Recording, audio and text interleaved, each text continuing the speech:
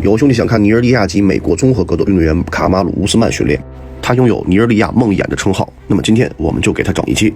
这期视频呢，我会从4个方面给大家介绍。首先是有氧代谢，然后是力量训练，然后站立技术和地面技术，最后是恢复。首先是有氧代谢类的训练，它绝非减重那么简单，它是支撑高强度训练和在笼中最终决定胜负的基石。一场综合格斗比赛通常在3回合到5回合，每回合5分钟，这就需要运动员在长达15分钟到25分钟的时间里持续进行高强度输出。在这种高强度混合供能的基础下，身体需要高效地利用氧气将脂肪、碳水化合物和蛋白质转化为所需要的能量。强大的心肺耐力和肌肉耐力意味着你的身体能高效地为肌肉输送氧气和燃料，从而延缓疲劳的到来。想象你的体能是一个油箱，这种能力极大地扩充了油箱的容量。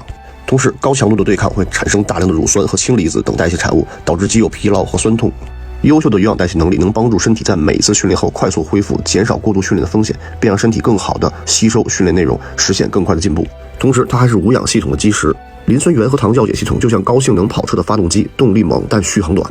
强大的有氧系统可以更快地补充无氧系统的能量储备，如磷酸肌酸，并处理掉无氧代谢产生的酸性垃圾，让你在每一轮的爆发后能更快地准备下一次爆发。同时，这种训练可以打造更强的心脏功能，让每一次心搏时蹦出更多的血液。下面是力量训练。很多人问我，高老师，为什么这些格斗运动员都要进行力量训练，不练行不行？那么练习力量训练最直观的好处就是提升打击力量和抗击打能力。出拳和踢腿的力量并不仅仅来源于手臂和腿的摆动，而是源于全身动力链的协调发力，从脚蹬地到转胯、拧腰，最后通过肩、臂、髋、腿传递出去。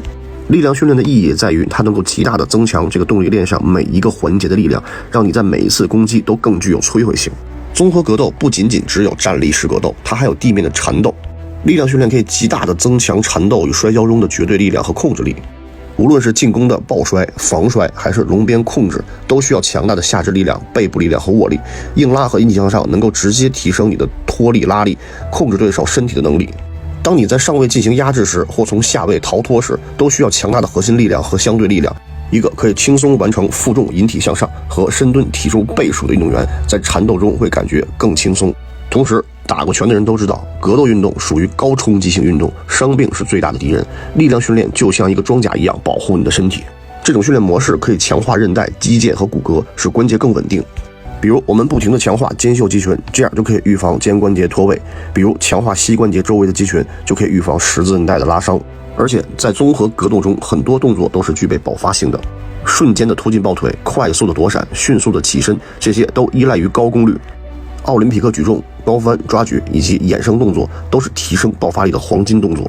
这些训练提升爆发力的峰值是其他训练所达不到的。当然，练习力量训练给我们带来最直观的效果就是增加肌肉含量，使运动员看起来更瘦更精。肌肉是代谢活跃的组织，增加肌肉量可以帮助提高基础代谢率，并让你在非运动状态下也能消耗更多的热量，这样更有利于控制体重。在赛前减重阶段，力量训练结合充足的蛋白质摄入，这意味着你可以减掉更多的脂肪和水分，在称重后补充水分即可恢复，你能够以更强壮的状态进入到笼中。好，那么第3部分呢是技术环节。乌斯曼呢在高中时期就练习过自由跤，转战到美国以后，他也在继续训练。在上学期间呢，他曾在2008年获得德州锦标赛第3名，在2010年 NCAA 2级联赛获得冠军。我们从训练里面可以看出来，他的摔跤功底还是比较扎实的。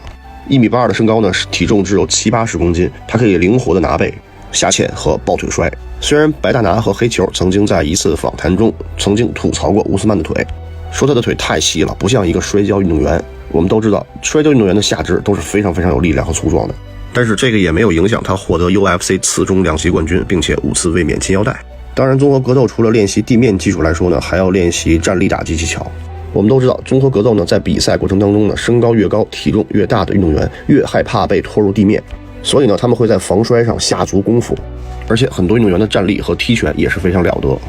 对于站立训练来说，花样技术就比较多了，比如说击打重沙袋，比如说双人对练，也就是我们所说的 sparring， 当然还有打击手把的训练。